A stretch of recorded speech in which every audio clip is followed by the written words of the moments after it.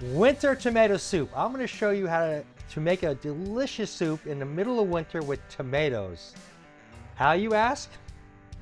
Canned tomatoes. Oh, and you think, oh my God, a Michelin-starred chef using canned tomatoes.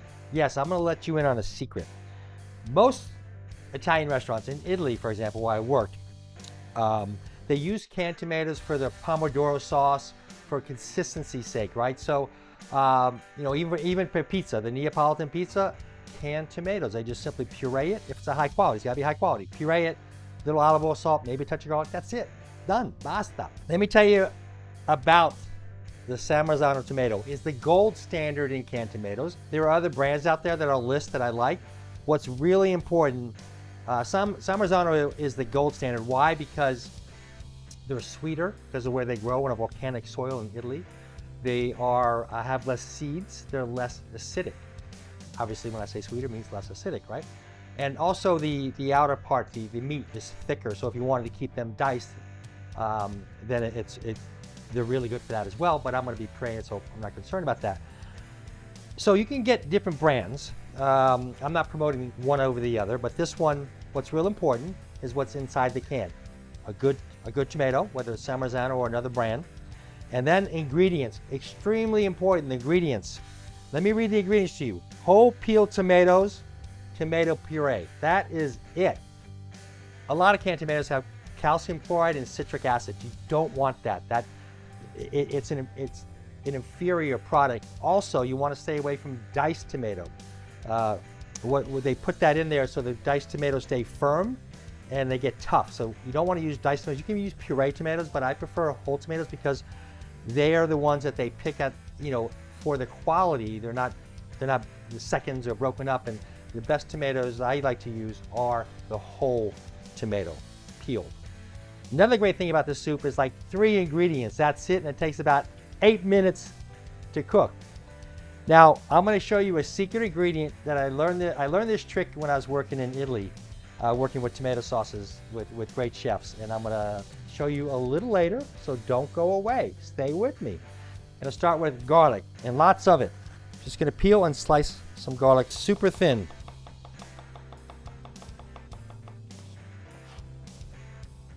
Heavy bottom pot. I'm going to put extra virgin olive oil. That's right, you cook with extra virgin olive oil. A lot of chefs, a lot of cooks say, oh, reserve it just for drizzling. Listen, the soup or whatever you make it is only good as the products you're using. As long as you don't bring this up past 400, 425, you're okay. So it really flavors the soup well. And I'm not going to use an inferior olive oil just because I'm cooking with it. I'm going to add lots of olive oil because I really want, that's part of the soup, is the flavor of that olive oil. The oil's nice and hot. Add the garlic. This is sliced garlic. I'm going to be pureeing it, so it doesn't really matter, but the flavor of garlic depends on how you cut it and how you cook it. This is sliced, and if I diced it, if I minced it, the flavor would be a lot stronger. I'm slicing this, or I sliced it. Now I'm going to get some color on it. As the garlic turns color, it gets a more robust flavor. And I want that flavor, not just like raw, just garlic straight up. This changes the flavor of the garlic when you brown it a little bit. Okay, I'm there. I better hurry up because I've been talking too much and I need to get these tomatoes in here because the garlic is getting too dark. Perfect. Okay, 1 can in. What's really nice about this brand, happens to be a brand from Italy. It's well worth the $1 or $2 more you pay. Really, it really is. And I love that I don't have to use a, what do you call that thing? Can opener. I love this top. Okay, I'm all about efficiency, making things easy. Now, tomatoes. Let's talk about tomato sauce.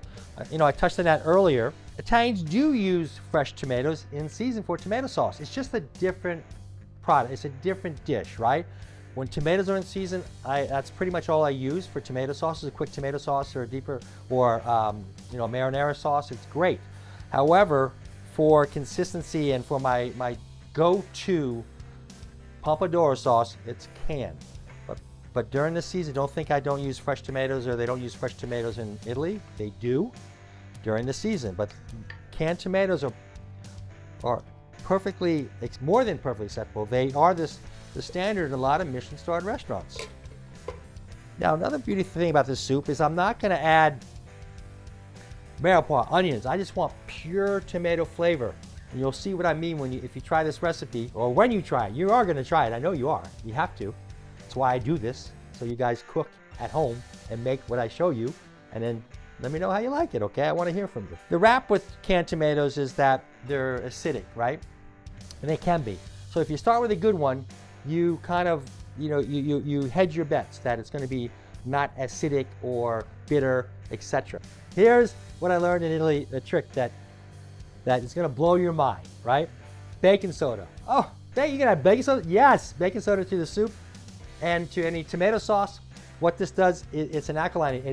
It kind of, it takes away the bitterness and it makes the tomatoes taste sweeter without adding sugar. Because I don't like to add sugar in anything unless it's obviously a dessert or caramelizing something. So the baking soda neutralizes the tomato and you don't taste the bitterness and the sweetness comes out of the tomato. Just a quarter teaspoon. And that's all you need. I want to add a little bit of heat, Calabrian chili from the south of, in the south of Italy. So you always want to taste your food through the process, right? In the beginning, taste it.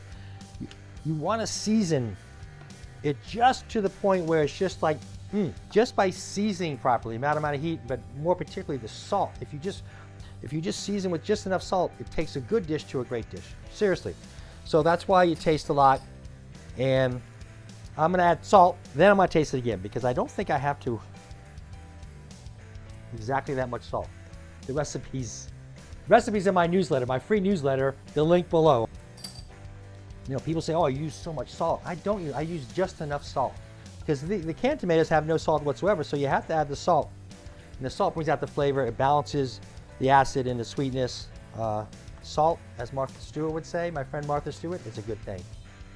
Now, what everyone adds to tomato soup or tomato sauce is basil. I like rosemary tomato. So I turn this off. If I had a cheesecloth, I'd wrap this in cheesecloth because I'm gonna probably lose a few of the needles, but that's okay, I'm gonna puree it. But if I had cheesecloth, I'd wrap it in cheesecloth. I just went out yesterday. But I'm gonna infuse this in the soup. So we'll have a rosemary flavor. Let that sit for 15 minutes, infuse, off the fire, and then we'll finish it. All right, it's been 15 minutes. Let me pull out the rosemary. Now you can use a hand blender with this.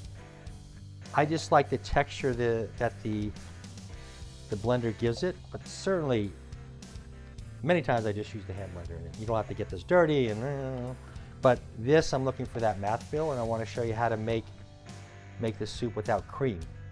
All right, now anytime you put something hot in a blender, you have to be very careful. Make sure, and listen, I've done this plenty of times in the kitchen where I didn't make sure, but make sure it's on low, the lowest setting, and then turn it on. Very slow. Now, then turn it up. Okay. Now I'm going to emulsify the olive oil in here.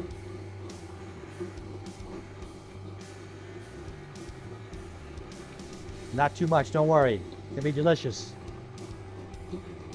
Voila, there we go.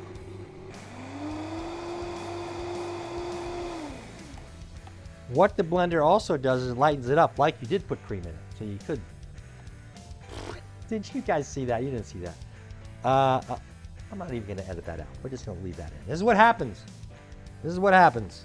Ay, ay, ay. Okay. How did that happen? Okay. So let's give it a taste.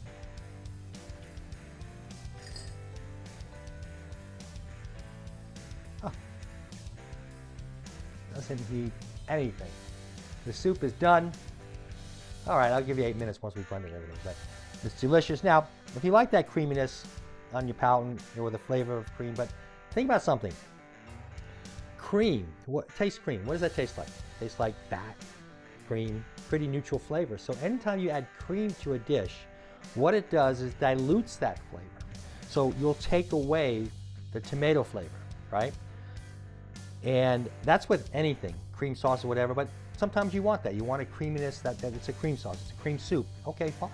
But if you really, that's why I'm very, when I do any cream soups, like a cauliflower soup, whatever soup I'm making with cream in it, I put very little creaminess on the palate. So when you see a recipe that says add 2 cups of cream to whatever, just keep this in mind. Try adding a lot less, and you'll still get the fattiness on your palate, and you won't dilute the flavor of whatever you're making with the cream. Okay, this is done. I have a little more to blend. I'll do that later. Let's plate up. Okay. Oh gosh, perfect consistency. Now, I'm going to drizzle a little olive oil. And I'll garnish with a sprig of rosemary. 8-minute winter tomato soup, folks. There you have it. Let's give it a try. Oh man. You would never know this is made with canned tomato versus fresh. It just tastes like tomato and a touch of olive oil, garlic. It's delicious. Listen, you see how easy it was to make. Try it. Cook it for your family. Send me a note to see how they liked it. The recipe is in the link below, my free newsletter, TV Home Kitchen. Thanks for watching. Until next time, eat well and be well.